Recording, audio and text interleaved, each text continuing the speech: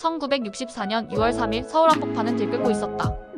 박정희 정부가 국민 대다수의 반대에도 불구하고 일본과의 국교 정상화를 밀어붙이자 대학생들이 앞장서서 거리로 나섰다. 일본의 식민 지배에 대한 진정한 사과도 제대로 된 배상도 없는 굴욕적 한일 수교.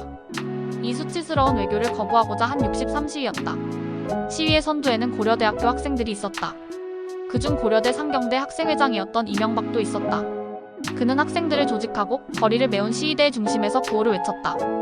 이명박은 결국 시위를 주도한 혐의로 경찰에 체포돼 수감됐다. 보통 그 시절의 문법은 명확했다.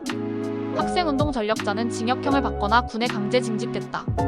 박정희 군사정권은 학생운동에 대해 강경했고 시위 경력은 사회생활에 큰 족쇄가 됐다.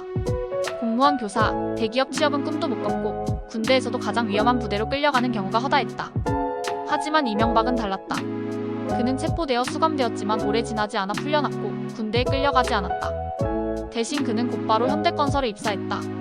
그것도 평사원도 아닌 정주영 회장의 직할 관리 대상이 될 정도의 요직이었다. 이 과정에서 이명박은 고등학교 시절 결핵을 앓았다는 이유로 병역을 면제받았다고 해명했다.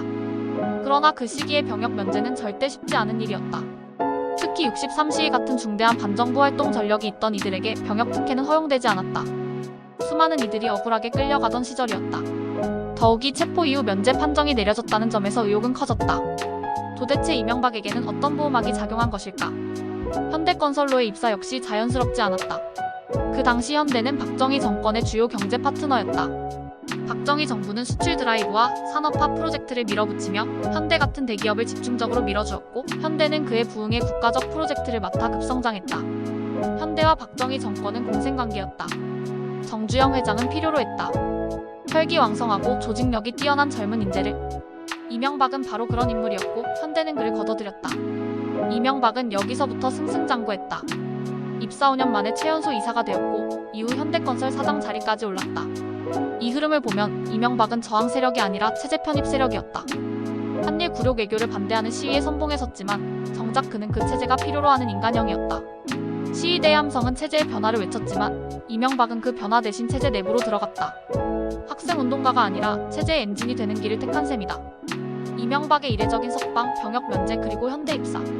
이 일련의 과정은 단순한 우연이나 개인적 능력만으로 설명하기 어렵다. 거기에는 19만 6,070년대 한국을 지배하던 권력, 자본, 재벌의 얽힘이 있었다. 박정희의 산업화 드라이브, 정주영의 현대건설 제국, 그리고 그 틈을 비집고 올라선 이명박. 결국 이명박은 63시위의 함성으로 출발했지만 곧 그 함성을 억눌렀던 권력의 손을 잡았다. 반체제에서 체제 편입, 시위 지도자에서 재벌 기업가, 그리고 훗날 대통령으로. 그의 인생 경로는 한국 현대사의 권력 구조를 축소한 것과 같았다. 63시위는 국민의 자존심을 지키기 위한 저항이었지만 이명박에게는 권력으로 가는 징검다리에 불과했다. 정리. 1964년 63시위는 굴욕적인 한일 수교에 맞선 국민적 저항이었고 학생들은 거리로 나와 외쳤다.